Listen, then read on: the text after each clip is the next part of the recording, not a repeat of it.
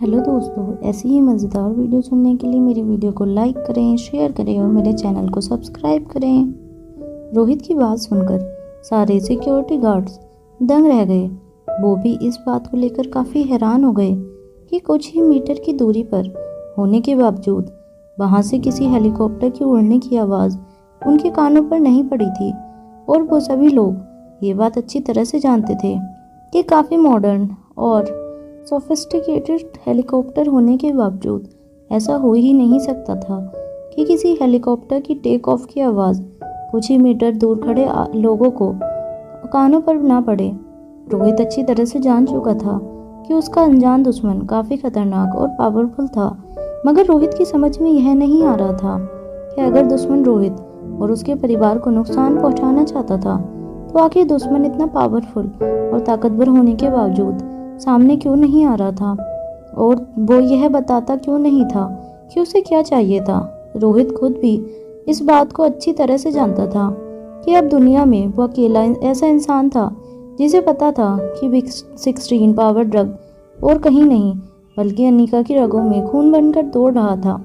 मगर अनिका के साथ जो कुछ भी हुआ था और दुश्मन इस वक्त रोहित और उसके परिवार के साथ जो कुछ भी कर रहा था वो Big16 पावर ड्रग से रिलेटेड था तो जरूर, मगर दुश्मन Big16 पावर ड्रग हासिल करने के लिए अनिका पर और रोहित पर हमला करने की कोशिश करता, मगर ये दुश्मन बस चुप कर अनिका और रोहित पर निगरानी रख रहा था। वो ना ही हमला कर रहा था और ना ही ये जानने की कोशिश कर रहा था कि Big16 पावर ड्रग कहाँ है। कुछ देर तक रोहित और उसके सिक्योरिटी गार्ड बस यूं ही कंफ्यूज होकर आसमान में देखने लगे। तभी जंगल की ओर से एक सिक्योरिटी गार्ड दौड़ता हुआ आया और रोहित की ओर देखकर कहने लगा, सर, रिया बेबी कह रही हैं कि उन्हें बहुत डर लग रहा है वैन में। वो बार बार आपको बुलाने की बात कर रही हैं। रोहित ने कमरे में रिया का चेहरा देख लिया था। रिया के चेहरे पर इससे ज़्यादा डर उसने पहले कभी नहीं देखा था। रोहित भी जानता था कि इस वक्त उसका उसके परिवार के साथ होना बहुत ज़रूरी था। इसलिए रोहित ने अपने चीफ सिक्योरिटी ऑफिसर की ओर देखकर कहा, तुम लोग अपनी छानबीन जारी रखो, पता करने की कोशिश करो कि यहाँ पर अगर कोई हेलीकॉप्टर था तो अचानक कहाँ गायब हो गया। रोहित से इंस्ट्रक्शंस लेने के बाद सारे के सारे सिक्योरिटी गार्ड वापस रोहित के साथ वैन की ओर आगे बढ़ने लगे। जब रोहित अपनी वैन के अंदर दाखिल हुआ तो रोहित ने देखा कि रिया के चेहरे पर काफ़ी घबराहट नजर आ रही थी और अलेक्जेंडर और आर्यन भी काफ़ी हैरान नजर आ रहे थे। बच्चों का मूड ठीक करने के लिए रोहित ने वैन में दाखिल होते ही रिया को गले लगाते हुए कहा, अरे घबराने की कोई बात नहीं है, कोई छोटा मोटा चोर था जो हमारी आवाज़ सुनकर कमरे से भाग गया।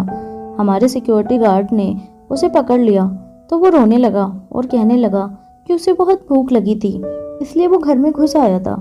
रोहित की आवाज़ सुनते ही रिया ने राहत की सांस ली। रिया ने अपनी मासूम और प्यारी सी आवाज़ में रोहित से कहा, बेचारा वो चोर क्या सचमुच बहुत भूखा था? क्या आपने उसे खाना दिया?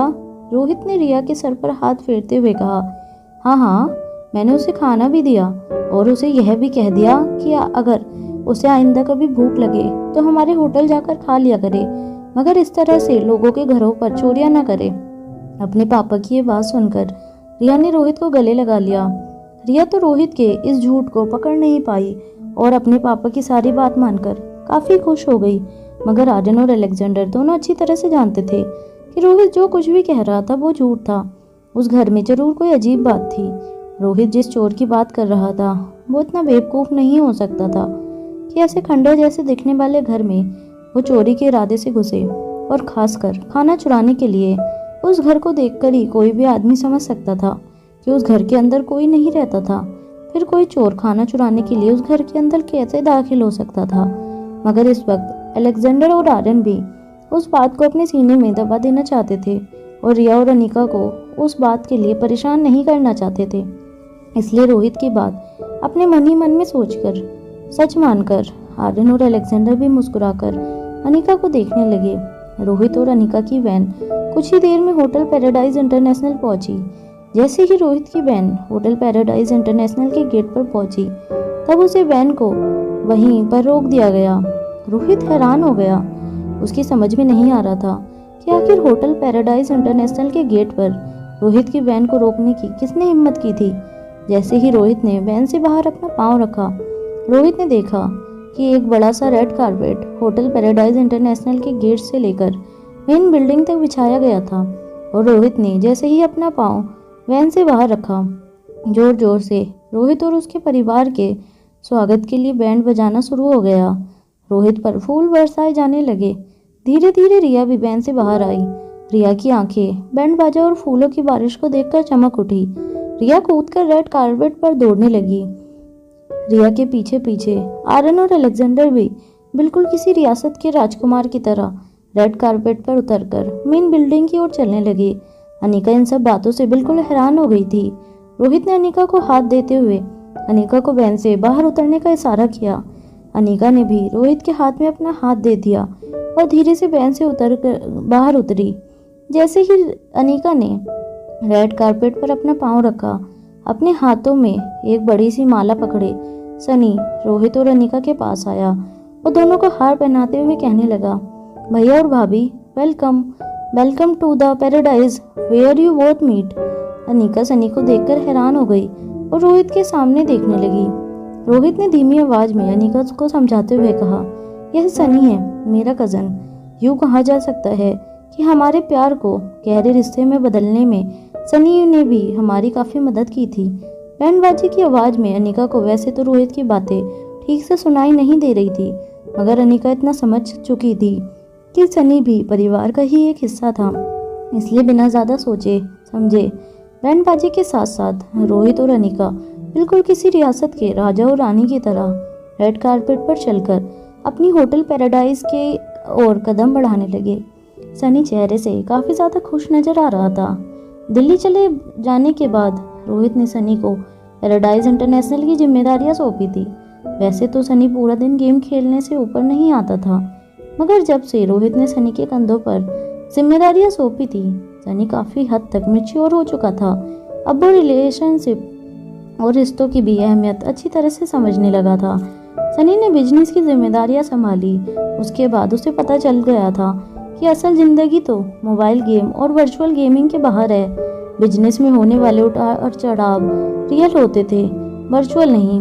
यह बात सनी की समझ में अच्छी तरह से आ गई थी।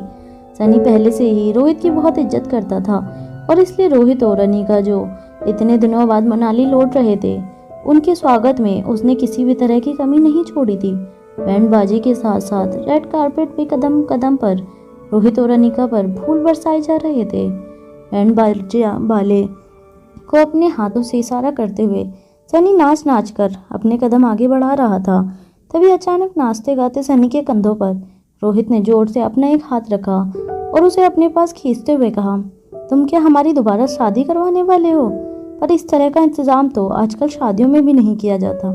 रोहित की इस बात का जवाब देते हुए सनी ने कहा, भैया मेरे लिए तो लाइफ में 2 ही बार सबसे बड़े खुशी के दिन हुए हैं।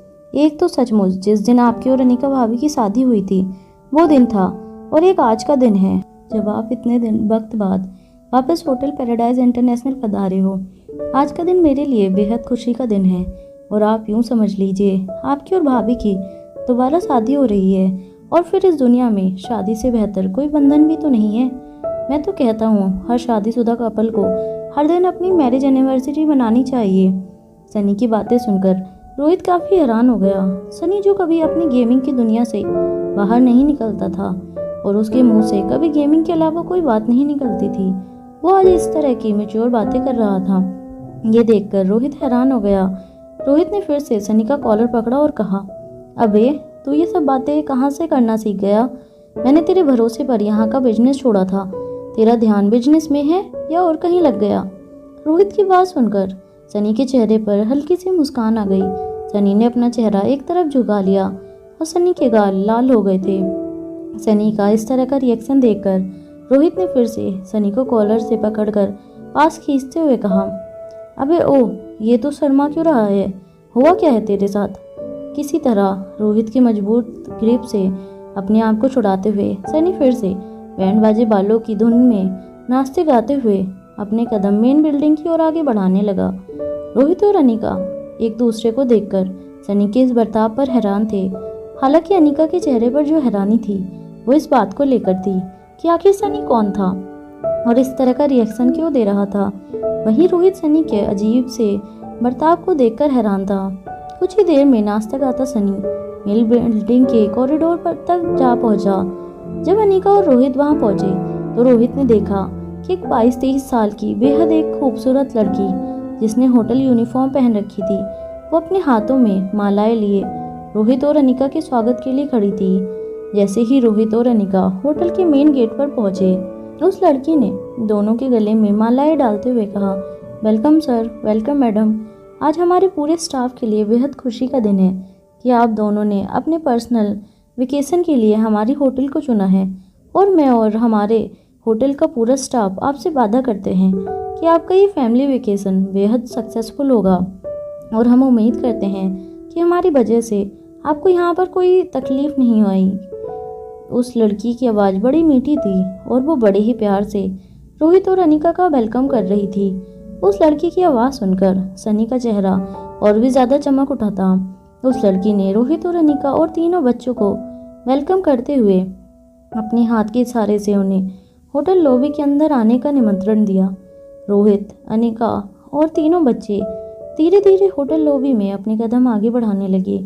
होटल लॉबी में मौजूद सारे गेस्ट भी हैरान होकर रोहित और अनिका के परिवार को देखने लगे। अब तक होटल के बाकी गेस्ट इतना तो जान चुके थे कि इतना शानदार स्वागत जरूर किसी वीवीआईपी या पॉलिटिशियन के परिवार का किया जा रहा था, मगर बहुत कम लोग जानते थे कि जो कपल अपने परिवार के साथ इस वक्त होटल पैराडाइज के अंदर आया था वो और कोई नहीं बल्कि उस होटल का मालिक और देश का सबसे बड़ा बिजनेस टाइकून रोहित मारवा था।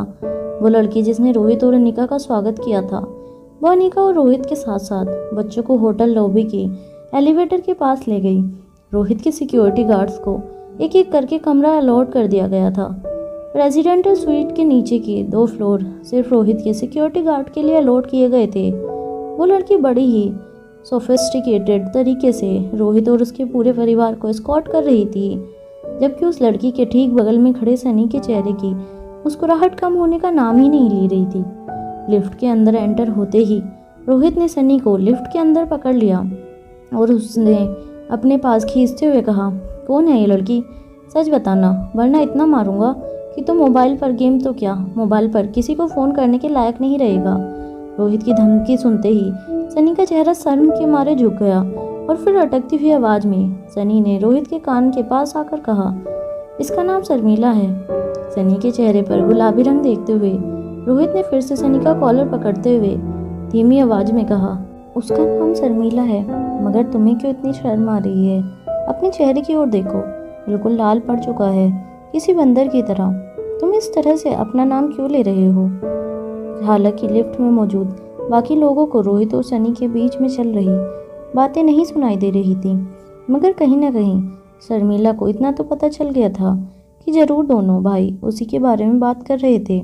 सनी ने फिर से अपना कॉलर सीधा करते हुए रोहित के पास जाकर रोहित के कानों में धीरे से कहा, अरे भैया, ऐसी कोई बात नहीं है, हमारी होटल में काम करती है, अभी कुछ ही दिन पहले अपॉइंट हुई है, मगर मैं इतना कह सकता हूँ कि she is one of our best employee. काफ़ी समझदार लड़की है और काफ़ी टैलेंटेड भी। रोहित भी अच्छी तरह से ऑब्जर्व कर रहा था कि सनी को ज़रूरत से ज़्यादा ही तारीफ कर रहा था शर्मिला की। रोहित ने भी अपनी आवाज़ धीमी करते हुए सनी से कहा, अभी तुम बहुत छोटे हो, इन सब बातों पे ध्यान देने की कोई ज़रूरत नहीं है, तुम बिजनेस पर फोकस करो। रोहित भी कहीं ना कहीं सनी की टांग खींच रहा था, मगर सनी ने रोहित की बातों को सीरियसली लेते हुए बड़ी ही इनोसेंटली रोहित की हर बात का जवाब देते हुए कहा, हाँ भैया, मैं अब बिजनेस में पूरी तरह से फोकस करूँगा। आप जानते नहीं, शर्मिला ने मुझसे कहा है कि वो मेरे साथ मिलकर होटल पैराडाइज इंटरनेशनल को सिर्फ मनाली की ही नहीं बल्कि इस देश की सबसे फेमस और पसंदीदा होटल में शामिल करेगी। अरे शर्मिला ने तो बहुत सारी रिसर्च भी की है अपनी होटल के बारे में। वो कहती है कि अगर हमने इस होटल के इंटीरियर में और नए कस्टमर्स को अट्रैक्ट करने के लिए कुछ स्कीम लॉन्च किए तो देखते ही देखते दुनिया भर के लोग हमारी होटल की ओर अट्रैक्ट होंगे।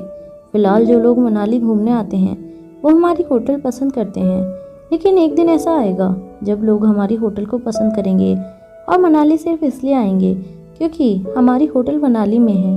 सनी का इस तरह का ओवर कॉन्फिडेंस देखकर रोहित ने अपने माथे पर अपना हाथ रख दिया और सनी से कहा, प्लानिंग करना और स्ट्रेटेजी बनाना बहुत अच्छी बात होती है, मगर एम्बियंस इतना भी ऊंचा नहीं होना चाहिए कि शुरू करने से पहले ही इंसान को पता हो कि वो मंजिल तक नहीं पहुंच पाएगा। देखो, हमारी होटल सिर्फ और सिर्फ अपनी सर्विसेज और हमारे पुराने क्लाइंट्स के भरोसे पर टिकी है। मनाली में आए टूरिस्ट को सबसे बेहतरीन स्टे देना हमारा काम है और उसी पर फोकस होना चाहिए। पैसे कम करके अलग अलग लोगों को बेवकूफ़ बनाने की स्कीम लॉन्च करके कस्टमर्स को अट्रैक्ट करना हमारी स्टाइल नहीं है और न ही हमें उसकी कोई ज़रूरत है। रोहित की बातें कुछ हद तक शर्मिला सुन पा रही थी, मगर शर्मिला अपनी लिमिटेशंस अच्छी तरह से जानती थी। वो जानती थी कि रोहित मारवा के साथ डायरेक्टली बात करना उसके अधिकारों में नहीं था और न ही अभी वो इतनी बड़ी और पुरानी एम्प्लॉय हुई थी कि वो इस तरह की हिम्मत कर पाती। जैसे ही लिफ्ट टॉप फ्लोर पर आकर रुकी, लिफ्ट का दरवाज़ा खुला और एक एक करके रोहित और अनिका और तीनों बच्चे लिफ्ट से बाहर आए। लिफ्ट के बाहर कॉरिडोर में आते ही रिया ने अपने दोनों हाथ हवा में लहराते हुए कहा, ये this is my favourite vacation stay. Riya अपने दोनों हाथों में लहराते हुए प्रेसिडेंटल स्वीट्स के इर्द गिर्द चक्कर लगाने लगी। टॉप फ्लोर पर 2 प्रेसिडेंटल स्वीट बने थे और रिया को अच्छी तरह से याद था कि एक प्रेसिडेंटल स्वीट में रिया और अनिका ठहरे थे। उसी वक्त ठीक सामने वाले स्वीट में रोहित और आर्यन रुके हुए थे। उस कॉरिडोर में आते ही रिया के मन में पुरानी सारी यादें ताज़ा हो गई। रिया ने आर्यन को दोनों कंधों से पकड़कर कहा, क्या तुम्हें याद है कि हम चुपके चुपके इसी कॉरिडोर में मिलकर मम्मा और डैड को मिलाने की प्लानिंग किया करते थे। जैसे ही आर्यन ने रिया की ये बात सुनी, आर्यन ने रोहित की ओर देखा और अपनी नज़रें नीचे झुका ली। हालांकि ये बातें पुरानी हो चुकी थी और सबके सामने सारी सच्चाई आ चुकी थी, मगर आज भी आर्यन को कहीं ना कहीं इस बात का डर लगता था कि आर्यन रोहित के पीठ पीछे इस तरह की प्लानिंग करता था और रोहित को पता नहीं था। रिया ने शर्मिला की ओर देखकर कहा, आंटी, इस बार हमें 2 स्वीट्स की ज़रूरत नहीं है, हम सब एक ही स्वीट में रुकेंगे। आप और सनी चाचू चाहें तो सामने वाले स्वीट में रुक सकते हैं। जैसे ही रिया ने ये बात कही, सनी को जोर जोर से खांसी आने लगी। सनी ने रिया को दोनों हाथ कंधों से पकड़कर कहा, अरे रिया, ये तुम क्या कह रही हो? सनी की हालत को देखकर आर्यन और अलेक्जेंडर को मनी मन हंसी आने लगी थी, मगर उन्होंने किसी तरह अपनी हंसी को छुपाकर अपने आप को कंट्रोल किया। रिया की बात सुनकर शर्मिला ने अपने नाक को सहलाना शुरू कर दिया और अपनी नज़रें झुका ली। एक छोटी सी बच्ची की इस बात का वो क्या जवाब देती, उसे समझ नहीं आ रहा था, मगर कहीं ना कहीं शर्मिला चाहती थी कि सनी इस सिचुएशन को अच्छी तरह से फेस करे। मगर सनी की हालत को देखकर ऐसा नहीं लग रहा था कि सनी इस सिचुएशन को संभाल पाएगा। सनी की खांसी जोर जोर से बढ़ने लगी। सनी का चेहरा और भी ज़्यादा गुलाबी होने लगा था। सनी के एक्सप्रेशंस को देखकर ऐसा लग रहा था जैसे सनी बिना कुछ कहे ही शर्मिला और सनी के बीच में चल रहे लव एंगल को बयान कर रहा था। हालांकि अब तक न ही शर्मिला ने सनी से कुछ कहा था और न ही सनी ने शर्मिला से अपने प्यार का इजहार किया था, मगर सनी के चेहरे और सनी के रिएक्शन को देखकर रोहित और तीनों बच्चे अच्छी तरह से समझ रहे थे कि सनी के मन में क्या चल रहा था। सनी ने अपनी कोट की जेब में चाबी निकालते हुए और एक कार्ड के जरिए प्रेसिडेंटल स्वीट का दरवाज़ा अनलॉक किया। अपने हाथ के इशारे से रोहित और उसके पूरे परिवार को अंदर वेलकम करते हुए सनी ने कहा, भैया, ये स्वीट आप अच्छी तरह से जानते हैं कि सिर्फ आप ही के लिए साल के 365 दिन रिजर्व रहता है। ये स्वीट हम किसी भी गेस्ट को अलॉट नहीं करते। मैं अच्छी तरह से जानता हूँ कि आप पिछली बार यहाँ पर जब आए थे तब आपकी ज़िंदगी कुछ और थी और अब आप अपने पूरे परिवार के साथ यहाँ आए हैं, मगर आपके अधूरे और पूरे परिवार के बीच हमने इस कमरे की सजावट को कोई नुकसान नहीं होने दिया। ये कमरा जैसा था वैसा ही आज आपको वापस सौंप रहा हूँ। उस वक्त मैं इसी कमरे में आपका भाई बनकर रहता था और आज इस होटल का चीफ मैनेजर होने के नाते मेरा ये फ़र्ज बनता है कि आपके वेकेशन स्टे में आपको किसी भी तरह की तकलीफ ना पहुँचे, उसका मैं खास ख्याल रखूँ। अचानक ही सनी के मुंह में से इतनी समझदारी भरी बातें सुनकर रोहित को यकीन नहीं हो रहा था कि यह वही सनी था जो दिन रात गेम खेलता रहता था और लाख मना करने पर भी कभी न पढ़ाई पर ध्यान देता था और न ही बिजनेस सीखने पर कोई ध्यान देता था। मगर आज सनी की ऐसी मैच्योर बातें सुनकर रोहित को लगने लगा था कि सनी के हाथों में होटल पैराडाइज इंटरनेशनल की जिम्मेदारियां सौंपकर उसने कोई गलत फैसला नहीं लिया था। रोहित की पीठ थपथपाते हुए अचानक ही रिया ने रोहित से कहा, नॉट बैड डैड, चाचू तो बहुत अच्छी बातें करने लगे हैं। मुझे लगता है अब हमें चाचू की शादी करवा देनी चाहिए। जैसे ही रिया ने ये बात कही, सनी के गले से फिर से जोर जोर से खांसी निकलने लगी। एम्बेरसमेंट की वजह से शर्मिला की गाल भी पूरी तरह से लाल हो चुका था। उसे समझ नहीं आ रहा था कि सनी इस तरह से क्यों रिएक्ट करके सबके सामने अपने दिल के इमोशंस ऑब्वियस कर रहा था। शर्मिला ने 2 मास्टर कीज डाइनिंग टेबल पर रखते हुए कहा, sir, I will take your leave now. Please enjoy your family time with us. मैंने होटल के कुछ स्टाफ सिर्फ और सिर्फ आप ही की सर्विस के लिए लगा रखे हैं, मगर फिर भी आपको किसी भी चीज़ की ज़रूरत हो तो प्लीज़ मुझे ऑर्डर कर दीजिए, आपका काम हो जाएगा। शर्मिला की मैच्योरिटी और उसके बात करने का तरीका देखकर रोहित भी काफ़ी इम्प्रेस हो चुका था। इतनी बातों में सनी ने एक बात बिल्कुल सही कही थी कि शर्मिला सचमुच काफ़ी टैलेंटेड लड़की थी और गेस्ट के साथ किस तरह से बात करनी चाहिए ये उसे अच्छी तरह से आता था। रोहित ये भी जानता था कि होटल इंडस्ट्रीज में तहजीब और बात करने के तरीके पर कितना फोकस होना चाहिए। इंटरनेशनल क्लाइंट्स के साथ किस तरह से बात की जानी चाहिए, ये बात होटल के स्टाफ को आना बहुत ज़रूरी था और शर्मिला में वो सारी खूबियाँ थी जो इंटरनेशनल गेस्ट को खुश करने के लिए इस पोस्ट में होनी चाहिए। रोहित ने शर्मिला की ओर देखकर मुस्कुरा कर कहा, थैंक यू, बस इतना ख्याल रखिएगा कि मेरे सिक्योरिटी गार्ड्स के अलावा इस फ्लोर पर और कोई नहीं आना चाहिए। रोहित की बात सुनने के बाद शर्मिला ने मुस्कुराकर अपना सर झुकाया और फिर सनी की ओर देखकर कहा, सर, मेरी शिफ्ट पूरी होने का वक्त हो गया है, क्या मैं इजाज़त ले सकती हूँ? जैसे ही सनी ने शर्मिला की ये बात सुनी, सनी के चेहरे की मुस्कान गायब हो गई। रोहित सनी के चेहरे को देखकर ही समझ गया था कि सनी को बिल्कुल अच्छा नहीं लग रहा था, क्योंकि शर्मिला कुछ ही पलों में उससे दूर होना चाहती थी। आखिर शर्मिला होटल की स्टाफ थी और होटल के स्टाफ की हर 8 घंटे में ड्यूटी चेंज हुआ करती थी। ऐसा लग रहा था जैसे सनी ने अपने दिल पर पत्थर रख लिया था। और फिर बड़ी ही भारी आवाज़ में सनी ने शर्मिला से कहा, okay, you may leave now, मगर कल जल्दी आना।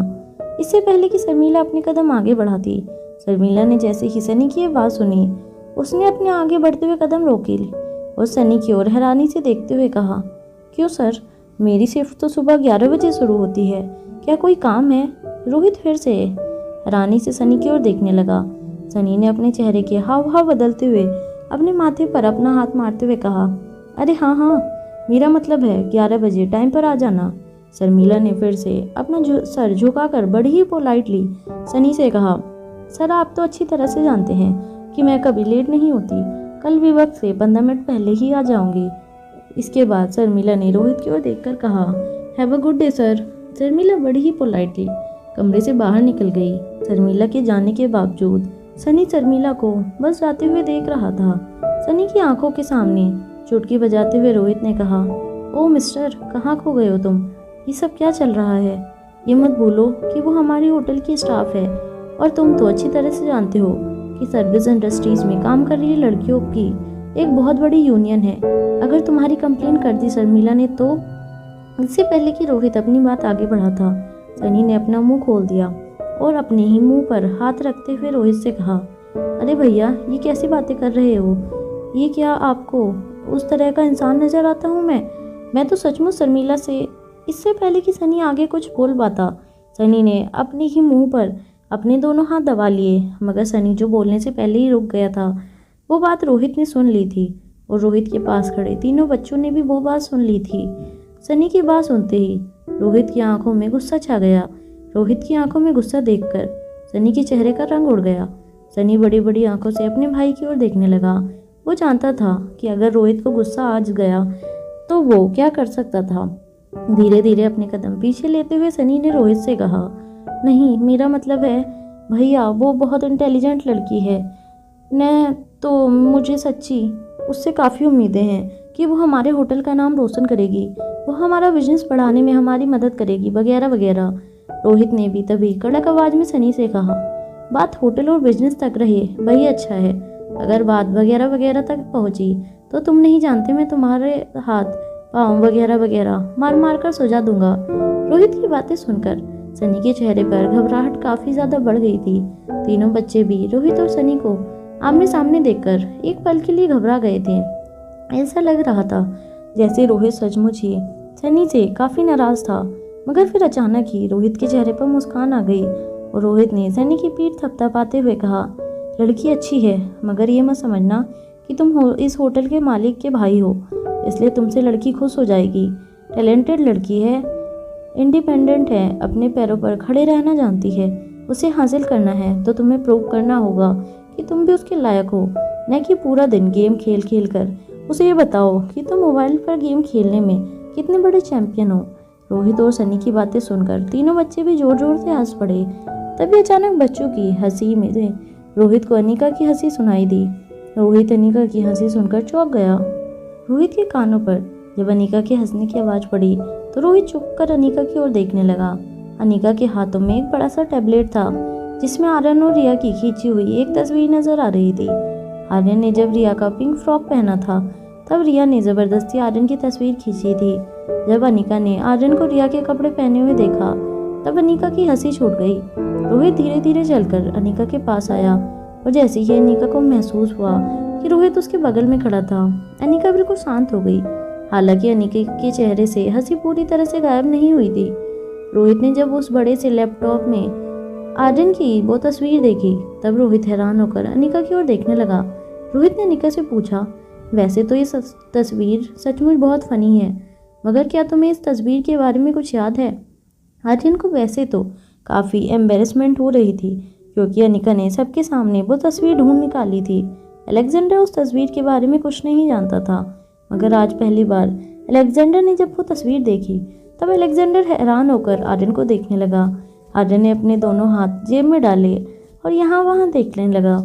मगर तीनों बच्चों को इस वक्त इस बात की भी काफ़ी क्यूरियोसिटी थी कि क्या उनकी मम्मा को सचमुच ये तस्वीर याद थी या नहीं। अनिका ने उस तस्वीर की ओर इशारा करते हुए रोहित से कहा, नहीं, बस आर्यन को इस तरह देखकर मुझे जरा सी हंसी आ गई। वैसे इस फ्रॉक में आर्यन काफ़ी अच्छा लग रहा है। जैसे ही आर्यन ने अपनी मम्मा की ये बात सुनी, आर्यन ने अपना सर झुका लिया और रिया की ओर बड़ी बड़ी आंखें दिखाते हुए मन ही मन रिया से कहने लगा, तुम्हें क्या ज़रूरत थी इस तरह की तस्वीर खींचने की? देखो, इतने साल बाद इस तस्वीर की वजह से मुझे कितनी एम्बेरसमेंट हो रही है। आर्यन की हालत देखकर रिया के चेहरे पर बड़ी सी मुस्कान आ गई। अनिका ने अपनी बात आगे बढ़ाते हुए आर्यन से पूछा, वैसे ही फ्रॉक तुमने किसने पहनाई और क्यों? आर्यन अच्छी तरह से जानता था कि खुद अनिका ने ही उसे मजबूर किया था वो ड्रेस पहनने के लिए, मगर आज अनिका के साथ इस बात के लिए आर्ग्यूमेंट करने का कोई मतलब नहीं था। तभी सनी ने अपनी भाभी के पास आते हुए कहा, अरे भाभी, ऐसी कई सारी यादें जुड़ी हैं इस होटल के साथ, आपकी और भैया की। धीरे धीरे इस होटल में कुछ वक्त रहने के बाद आपको सब कुछ याद आ जाएगा। ये मेरा वादा है आपसे। अनिका बड़ी बड़ी आंखों से सनी को घूर घूर कर देखने लगी। सनी ये बात अच्छी तरह से जानता था कि सनी एक तरफ तो अनिका को इस बात की तसल्ली दे रहा था कि अनिका को सब कुछ याद आ जाएगा, मगर दूसरी ओर सनी ये भी अच्छी तरह से जानता था कि अनिका इस वक्त सनी का चेहरा भी नहीं पहचानती थी। अनिका के चेहरे पर अपने लिए अनजानापन देखकर सनी ने रोहित की ओर देखकर कहा, चलिए भैया, मुझे लगता है कि मुझे नीचे जाकर वापस अपना काम संभालना लेना चाहिए। वैसे तो हमारा स्टाफ काफ़ी अच्छा है, मगर जरा सा ध्यान ना दो तो पता नहीं किस वक्त क्या हो जाए। वो क्या है ना कि शर्मिला की भी शिफ्ट खत्म हो गई है ना, इसलिए। शर्मिला का नाम जब फिर से सनी की जुबान पर आया तब रोहित ने मुस्कुराते हुए सनी से कहा, बहुत जल्दी इतना ज़्यादा भरोसा हो गया तुम्हें शर्मिला पर? मैं तो सोच रहा हूँ कि तुम्हारी जगह उसी को चीफ मैनेजर बना दो इस होटल का। जैसे ही सनी ने रोहित की बात सुनी, सनी ने रोहित का हाथ पकड़ते हुए कहा, अरे नहीं नहीं भैया, ऐसा करने की कोई ज़रूरत नहीं है। अरे वैसे तो जो कुछ भी काम उसे आता है वो मैंने ही सिखाया है ना। उसे होटल इंडस्ट्रीज़ में पहले कोई एक्सपीरियंस नहीं था। जो कुछ भी सीखी है वो मेरे अंडर ही रहकर सीखा है। सनी की हड़बड़ाहट देखकर रोहित के चेहरे पर मुस्कुराहट आ गई। सनी बस रोहित के हाथ मिलाकर कमरे से बाहर निकल गया। प्रेसिडेंटल स्वीट का दरवाज़ा बंद होते ही तीनों बच्चे अपनी मम्मा की ओर देखकर मुस्कुराने लगे। तीनों बच्चों को पता था कि आने वाले कुछ दिनों उन्हें सिर्फ और सिर्फ उनके मम्मा और डैडी के साथ गुजारने थे। अक्सर दिल्ली में रोहित मारवा इंडस्ट्रीज़ की कमान संभालने में बिजी होता और डॉक्टर अमृता होने के नाते अनिका भी ज़्यादातर वक्त हॉस्पिटल में गुजारा करती थी, जिसकी वजह से बच्चों को अपने मम्मा और डैडी के साथ वक्त गुजारने का चांस बहुत कम मिलता था। मगर अब तीनों बच्चे अच्छी तरह से जानते थे कि अगले कुछ दिनों तक पढ़ाई से दूर, दिल्ली शहर से दूर और बिजनेस हॉस्पिटल से दूर उनके पेरेंट्स कुछ दिनों के लिए सिर्फ और सिर्फ अपने बच्चों के साथ वक्त गुजारा करेंगे। वहाँ दूसरे दिन फिर से Shreya Guleria group of industries की हेड ऑफिस आ पहुंची। श्रेया ने काफ़ी एलिगेंट फॉर्मल सूट बूट पहन रखा था, मगर श्रेया के बाल काफ़ी बिखरे हुए नजर आ रहे थे। आंखों के नीचे का मस्कारा भी पूरी तरह से गालों पर फैल चुका था। शायद श्रेया खुद ये बात नहीं जानती थी कि तैयार होने के बाद जब वो अनजाने में ही अपने आंसू बहाती थी, तब उसकी आंखों से काजल उतरकर उसके गालों पर फैल जाता था। श्रेया को ऐसी हालत में ऑफिस में आता हुआ देखकर बाकी का स्टाफ हैरान होकर एक दूसरे को देखने लगा। श्रेया बस अपना सर झुकाकर अपने आप से में बड़बड़ाती हुई अपनी कैबिन की ओर चली गई। जैसे ही श्रेया अपनी कैबिन के दरवाजे के अंदर गई, मारिया भी अपने हाथों में कुछ फाइल पकड़कर कैबिन की ओर चली गई। आकाश की चेयर पर बैठने के बाद श्रेया अपने नाखून चबाने लगी। तभी मारिया श्रेया की कैबिन के दरवाजे पर आकर खड़ी हो गई और दरवाजा नॉक करते हुए कहने लगी, मैं आई कम इन मैडम। श्रेया ने जैसे ही मारिया को दरवाजे पर खड़ा देखा, श्रेया ने इशारा करके मारिया को अंदर आने को कहा। अंदर आने के बाद मारिया ने दरवाजा बंद कर लिया और अपने हाथों में फाइल लेकर श्रेया की डेस्क के पास पहुंची। श्रेया के टेबल पर सारी फाइलें रखने के बाद मारिया ने श्रेया से कहा, मैडम मैंने आपसे कहा था ना, हमारे ज़्यादातर क्लाइंट्स हमें छोड़कर मारवा ग्रुप ऑफ इंडस्ट्रीज़ के पास गए हैं, मगर हमें वो सारे ऑर्डर्स वापस मिल चुके हैं। हालांकि बड़े अफसोस की बात है कि मारवा ग्रुप ऑफ इंडस्ट्रीज़ हमारे ही प्रोडक्ट पर अपना ठप्पा लगाकर उन्हें आगे बेचेगी। मैंने मार्केट रिसर्च की है मैडम, इसके बाद उनका करोड़ों का नुकसान भी हो सकता है। मेरी तो समझ में नहीं आ रहा कि कोई बिजनेसमैन अपना ही नुकसान करवाने पर क्यों तुला हुआ है। श्रेया बड़ी बड़ी आंखों से मारिया की बात समझने की कोशिश कर रही थी। मारिया ने तभी अपनी बात आगे बढ़ाते हुए कहा, मैडम मैं कई सालों से इस कॉरपोरेट इंडस्ट्रीज़ में हूँ, मगर आज से पहले मैंने ऐसी बिजनेस स्ट्रेटेजी पहले कभी नहीं देखी। नंबर 1 की पोजीशन पर वापस पहुँचने का इतना बड़ा जुनून मैंने कभी किसी बिजनेसमैन के अंदर नहीं देखा। इतनी सारी रिसर्च करने के बाद मैं इतना तो ज़रूर कह सकती हूँ कि अपना ही नुकसान करने के बावजूद मारवा ग्रुप ऑफ इंडस्ट्रीज़ हमसे इतना बड़ा स्टॉक सिर्फ इसलिए ले रही है क्योंकि वो नंबर 1 की पोजीशन वापस हासिल करना चाहते हैं और हमें वो नंबर 1 की पोजीशन से पीछे धकेलना चाहते हैं। मगर उन्होंने क्या शतरंज की चाल चली है, हम चाहे तो भी कुछ नहीं कर सकते। श्रेया फिर से हैरान होकर मारिया को देखने लगी। मारिया ने श्रेया को पूरी बात समझाते हुए कहा, देखिए मैडम, इस शतरंज की चाल में रोहित मारवा हमसे काफ़ी आगे निकल गया है। पहले तो उसने हमारे सारे क्लाइंट्स हमारी कंपनीज की पोजीशन को देखते हुए हमसे छीन लिए। उसके बाद उन क्लाइंट्स का भरोसा हासिल करके उन्होंने उन क्लाइंट्स के सारे ऑर्डर अपने नाम कर लिए, और जब अगर वो उन सारे ऑर्डर्स को पूरा करने के लिए अपनी कंपनी की प्रोडक्टिविटी बढ़ाते हैं तो उन्हें बहुत बड़ा इन्वेस्टमेंट करना पड़ेगा।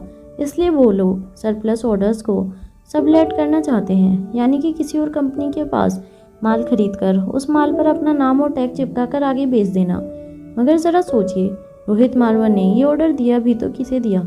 हमारी कंपनी को, यानी कि हमारी ही कंपनी से छीना हुआ ऑर्डर हम ही को वापस कर दिया। श्रेया के दिल में रोहित मारवा के लिए नफरत बढ़ती ही जा रही थी। वहाँ श्रेया और मारिया अंदर इस तरह की बिजनेस प्लानिंग से कैसे बचा जाए, इस बारे में सोच रहे थे। वहीं बाहर श्रेया को लेकर एक अलग ही माहौल बन गया था। सारे एम्प्लॉयज़ आपस में बातें कर रहे थे। एक 55 साल का आदमी जिसने गुलेरिया ग्रुप ऑफ इंडस्ट्रीज़ में अपनी ज़िंदगी के 30 साल गुजारे थे, उसने अपने साथी से कहा, पिछले 30 साल में मैंने इस कंपनी के कई उतार चढ़ाव देखे हैं, मगर आज ऐसा लगता है कि इस कंपनी को बचाना नामुमकिन है। पिछले 30 सालों में मेरे मन में एक बार भी ये ख्याल नहीं आया कि ये कंपनी छोड़कर मैं किसी और कंपनी से जुड़ जाऊं, मगर आज ऐसा लगता है कि इस कंपनी के बस अब कुछ ही दिन बचे हैं। जल्द से जल्द हमें दूसरी नौकरी देख लेनी चाहिए। जिस आदमी ने ये बात कही थी वो गुलेरिया ग्रुप ऑफ इंडस्ट्रीज़ का काफ़ी पुराना वफादार एम्प्लॉय था। उसके मुंह से ये बात सुनकर नए एम्प्लॉयज़ जिन्होंने कुछ महीने या कुछ साल पहले ही नौकरी ज्वाइन की थी, उसके मॉरल पूरी तरह से टूट गए। वो अच्छी तरह से जानते थे कि उनके सीनियर उनसे जो कह रहे थे वो कहीं ना कहीं बिल्कुल सच था। श्रेया की हालत सभी लोगों ने अपनी आंखों से देखी थी। सब लोग ये भी जानते थे कि श्रेया पेशे से बिजनेस के बारे में कुछ नहीं जानती थी। श्रेया एक डांसर थी और श्रेया एक ज़माने में बहुत बड़ी डांसिंग सेंसेशन थी। ये बात भी पूरी की पूरी बिजनेस फैंटर्निटी अब तक जान चुकी थी। कहीं ना कहीं सभी लोग एक डांसर को इतनी बड़ी पोजीशन पर देखकर काफ़ी नाराज़ थे।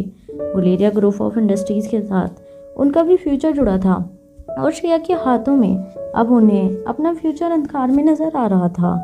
तभी एक सीनियर एग्जीक्यूटिव ने श्रेया का बीच बचाव करते हुए कहा, अरे ऐसी कोई बात नहीं है, ये बिजनेस है। अगर इस बिजनेस में कुछ साल निकाले जाएं तो ये बिजनेस चलाने को तरीके खुद ही सिखा देता है। बतख का बच्चा जब अंडे से बाहर निकलता है तब उसे पता नहीं होता कि वह तैरना पहले से जानता है। पानी में छलांग लगाने के बाद ही उसे इस बात का एहसास होता है कि वो तैरना जानता है। और फिर जरा इस एंगल से भी तो सोचिए, जब करण गुलेरिया ने ये कंपनी की शुरुआत की थी तब वो भी तो बिजनेस के बारे में कुछ नहीं जानते होंगे, मगर देखते ही देखते अपनी सूझबूझ से और धीरे धीरे बिजनेस में बड़े एक्सपीरियंस से उन्होंने इतना बड़ा एम्पायर खड़ा कर दिया। ये मत भूलिएगा कि आकाश ने भी जब इस कंपनी को बागडोर अपने हाथों में संभाली थी तब वो भी एक कम उम्र का अनएक्सपीरियंस लड़का था। मगर हम सब ने देखा कि कंपनी को ज्वाइन करने के बाद उसने क्या चमत्कार किए थे। इस तरह से श्रेया को डिमोरलाइज करना अच्छा नहीं होगा, और सिर्फ इसलिए कि वो एक बहुत अच्छी डांसर है ये कोई ज़रूरी नहीं है कि वो बिजनेस चलाना नहीं सीख पाएगी।